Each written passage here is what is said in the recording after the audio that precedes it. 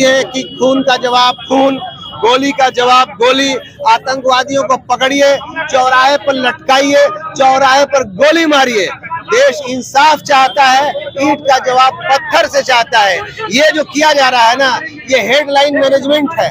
हम लोग headline management पे विश्वास नहीं करते हैं। ये हम सबसे पहले जो शोकाकुल परिवार है उनके साथ हम अपनी संवेदना व्यक्त करते हैं। और जो सबसे महत्वपूर्ण बात ये है कि सरकार का जो दावा था कि 370 खत्म हो जाएगा तो आतंकवाद खत्म हो जाएगा, बहुत सारा दावा किया।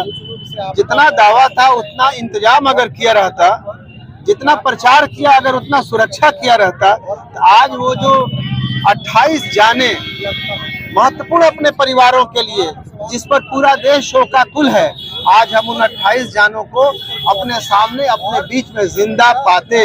लेकिन मैटर ये है कि सरकार सिर्फ और सिर्फ सालों भर सरकार बनाने में, जोड़ने तोड़ने में लगी रहती है।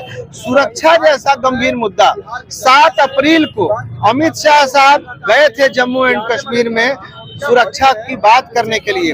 19 अप्रैल को मोदी जी का वहां दौरा होने वाला था, लेकिन वो दौरा कैंसिल हो गया।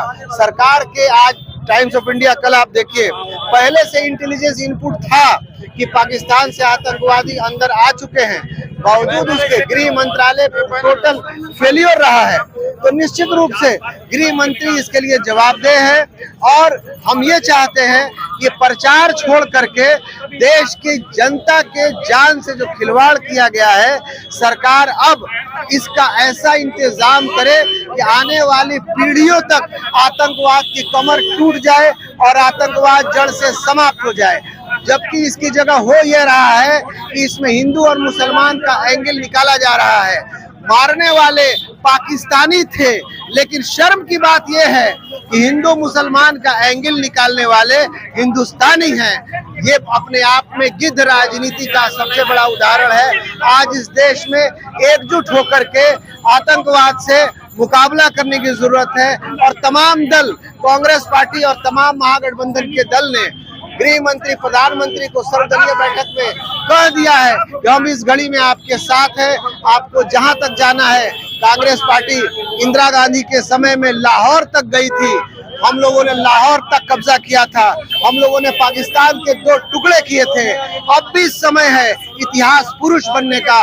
मोदी जी से हम चाहते हैं कि इसको जो मौका मिला है इतिहास पुरुष बनने का, आप इतिहास पुरुष बनिए। इतिहास में आपका भी नाम दर्ज होगा। एक शानदार मौका है, नहीं तो देश आपको कभी याद नहीं करेगा। सरकार आखिर क्यों बैठी है? आज 3-4 दिन हो गया। क्या लग रहा है कि सरकार कुछ रणनीति बना रही है या सरकार का कुछ इसमें है? देखिए, सबसे पहले तो मैं ये कहूँगा, आज से पहले जब भी कभी आतंकवाद की घटनाएं हुई हैं, जब भी इसके पहले पुलवामा हुआ, उसके पहले उरी हुआ, उसके पहले पठानकोट हुआ, लगातार आतंकवादी घटनाएं जो हैं पिछले कई सालों से देश में बढ़ रही हैं। लेकिन सिर्फ और सिर्फ प्रचार पर सरकार का ध्यान है। सरकार के पास अब कहने के लिए कुछ बचा नहीं है, लेकिन फिर भी सरकार को कबूल करना चाहिए सामने आकर के।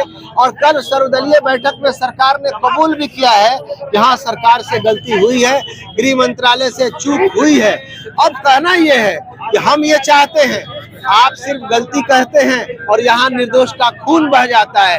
आप सिर्फ गलती कहते हैं और आपकी गलती से हिंदू मुसलमान का मामला निकल जाता है। आप इस तरह से मासूम मत बनिए और ना ही मासूम लोगों की जान से खेलिए, क्योंकि ये देश इन्हीं मासूमों के बुनियाद पर खड़ा है। और मासूमों की हत्या आतंकवादी जिस प्रकार से कर रहे हैं, अगर आप उसकी सुरक्षा नहीं कर पाते हैं तो आप भी बराबर के उसमें जिम्मेदार हैं। मरने वाले जो है वो देश के लिए, लोगों के लिए आम नागरिक हो सकते हैं, लेकिन अपने परिवार के लिए एक भगवान है, ईश्वर है। क्या लग रहा है कि जिस वजह सरकार करे कि सिंधु नदी का पानी रोक देंगे, क्या पानी रोक देने से बदला हो जाएगा? लेकिन ये एक बहुत छोटा कदम है और सांकेतिक कदम है। हमारी देश को जनता अभी चाहती है कि खून का जवाब खून, गोली का जवाब गोली। आतंकवादियों को पकड़िए, चौराहे पर लटकाइए, चौराहे पर गोली मारिए। देश इंसाफ चाहता है, ईंट का जवाब पत्थर से चाहता है। ये जो किया जा रहा है ना, ये हेडलाइन मैनेजमेंट है। हम लोग हेडलाइन मैनेजमेंट पे विश्वास नहीं करते हैं।